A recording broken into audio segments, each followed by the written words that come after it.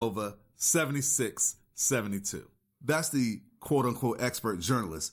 Your Final Four, the novice, shoot. All right. Drum roll, please, because this will be it, folks. Duke in the East, Florida State coming from the West, Kansas, Midwest, in the South, Arkansas, the Final Four, folks. But going head-to-head, Duke Blue Devils versus Arkansas Razorbacks, and we all know who will take it away. Arkansas, baby. Get with it. Watch the madness. All right now. That's it. Mic drop. Now, we'll continue this hot banter on college hoops and see about the outcome of our picks all the way up to the Final Four. All right, we now set our eyes on the greens at Bay Hill Championship Course in Orlando, site of the 2017 Arnold Palmer Invitational. 5 of the top 9 players in the world will be teeing off at the Invitational, named after the golfing legend. Now, there's defending champion Jason Day. He leads a talented field of star players, including Rory McIlroy. He has 4 majors under his belt. 2-time Masters champion Bubba Watson. There's Danny Willett, last year's Masters champion. Can't forget Graham McDowell, Ricky Fowler, and more. It's a star-studded field there. The purse for this event is $8.7 million. The winner gets 18% or $1.56 million. Golly. That's a big payday for 4 days of golf, right? Let me go get me some clubs. Now, this is the biggest payout outside of any major.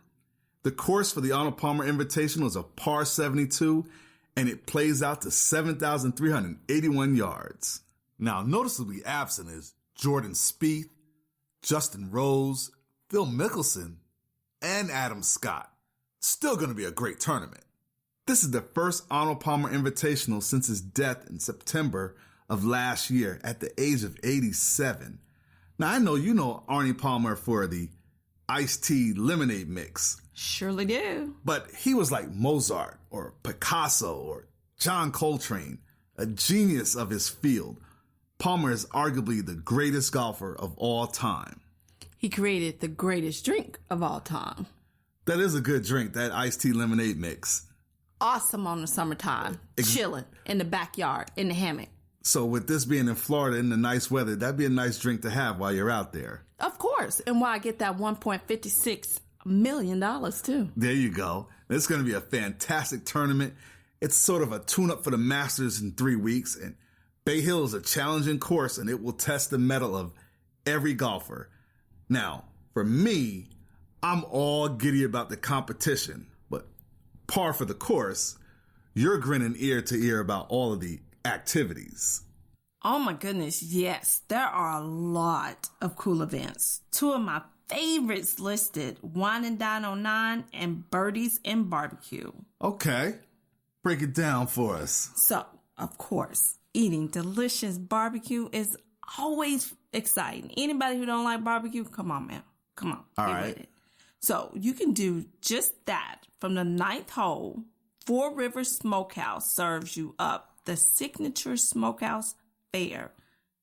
Just a few examples of their menu options: brisket, pulled pork, smoked turkey. Sounds good. Now, of course, I'm really all about the golf stuff, but I can dig it on the especially the smoked turkey. Yeah. No, if the barbecue is not really getting you where you need to get, I know wine is. So the Arnold Palmer Invitational event has that covered, with appetizers and fine wine pairings from some Orlando's top restaurants.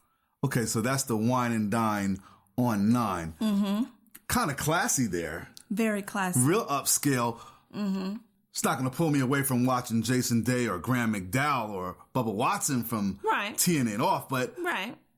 And if it doesn't, that's okay. You could also take just a little breather.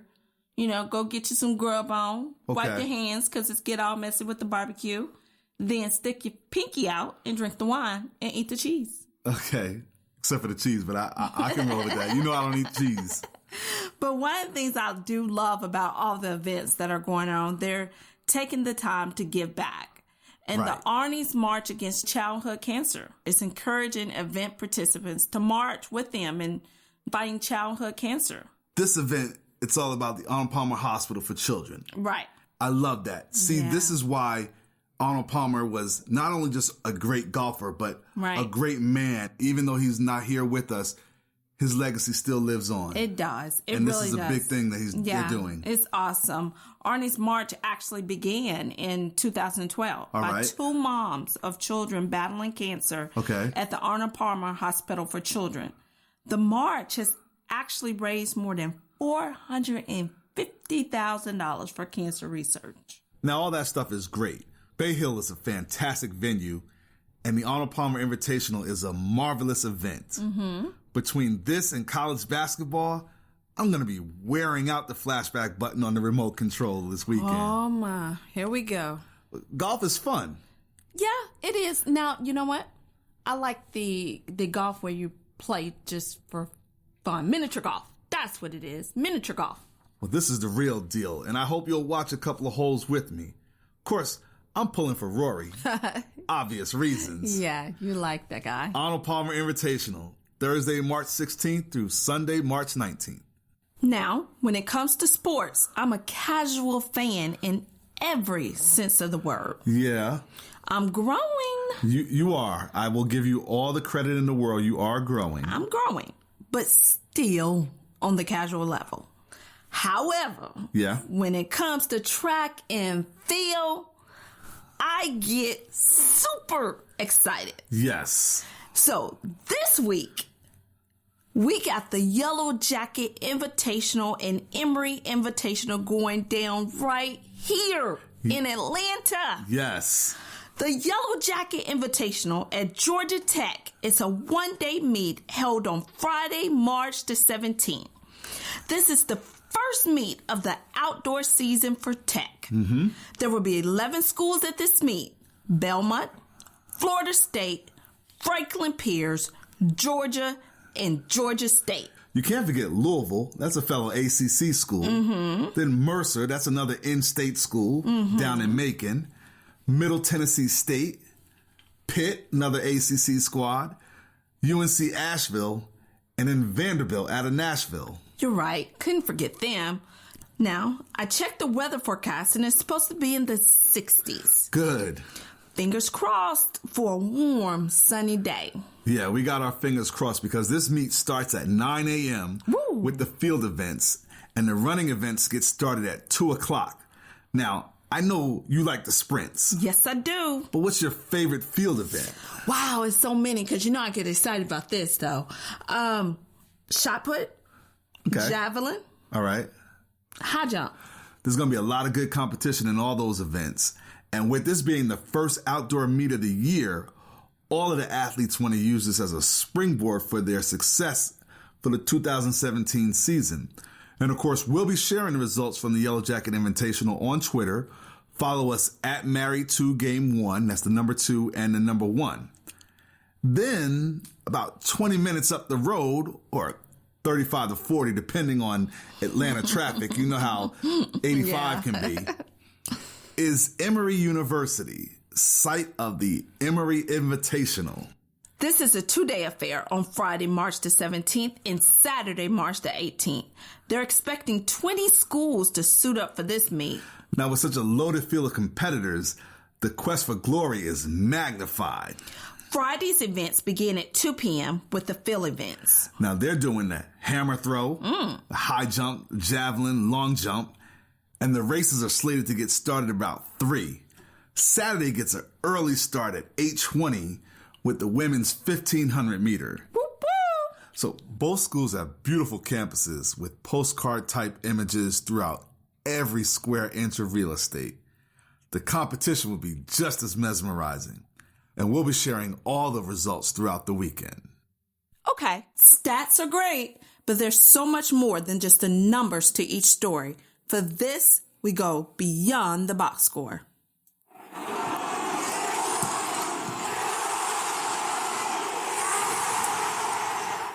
In the early 1990s, Thomas Hill was a key cog in the basketball machine that is Duke University. He was an all-ACC player who helped Duke reach 3 straight Final Fours from 1990 to 1992, with back-to-back national titles in 91 and 92. His post-basketball career has featured several roles from upper management to working one-on-one with youth. In 2013, he accepted a role as a physical education teacher to grades kindergarten through second and fitness and wellness to upper school students at Avenues, the World School, located in New York City. Hill joins us to talk about his championship days at Duke and his passion for teaching and mentoring kids. Thomas, thank you for joining us on Married to the Game. All right, Rory, good to be on the show. Can you believe it's been 25 years since that 92 championship run? Yeah, actually now, I can believe it. It's we're getting up there. So talk about the greatness of that team and what it took to secure back-to-back titles. Just thinking back during that time, I think we were a really focused group. We all had the same goals in terms of team goals of winning a certain way and doing something that hadn't been done before up to that point in terms of winning 6 games in the tournament. We were the first to do that in the modern era. So, we were really excited as a group to have a chance to make history like that. And of course, we know perhaps the signature game and play of that 92 season was the regional title game against Kentucky and Philly and Kristen Leitner's shot. And we all remember how you were overcome with emotion. But tell us about what Coach K talked about in the huddle and then Grant Hill's pass and then, of course, the shot. Yeah, well, when Sean Woods hit the shot, automatically we all kind of thought timeout. I kind of went blank for a second. I kind of, just lost touch of where I was because it was such an unbelievable moment. Mm-hmm. But recovered really quick, called timeout. We go to the huddle, and the first thing Coach says is we're going to win the game. He went to a play that we had in our playbook that we had practiced all year. We actually were in a situation to run that play and have a chance to win against Wake Forest, but lost. We didn't execute. So, when he called the play, first thing in my mind was, all right, we have to execute. We have to be sharp. Grant threw a great pass. Like, it was the perfect pass. And Christian caught and, he did what Christian had done for 4 years, and that was make big plays. So to this day, it's still unbelievable. I watch that game regularly, and, it's just still an unbelievable play. There's not a day that goes by I don't someone make reference to it or, like I said, especially during basketball season, I watch that game, trying to get ideas for the team that I coach. So, yes. Yeah, I watch that game a lot, and people make reference to it a lot, especially during this time. And that leads me into my next question because I wanted to learn more about your post-basketball career and the various positions you've held, especially your coaching positions. Yeah, no, this is actually my first experience coaching in a school situation. So this is my 4th year at Avenues here in New York, and I played for about 8 years professionally, and then just went into private business afterwards. Was involved with a couple of startups, then began coaching a little bit grassroots, and then I actually had an opportunity before I came to New York to work with the Sun Belt Conference. Yes. Headquartered in New Orleans. Yes. So I was a part of organizing championship events, part of marketing promotions for championship events, and had a great time doing it. Now, you have a huge responsibility now being a mentor. And how does that feel to be a role model to so many, and then the feelings of joy you have working at the Avenues? Yeah, it's great. I feel now I'm prepared. I'm older, wiser, and I work with kids as young as kindergarten age up to high school, seniors. So, I have a broad experience daily, and just more prepared. It's fun. I'm having a great time, and I take the what would you say to encourage others who might want to follow in your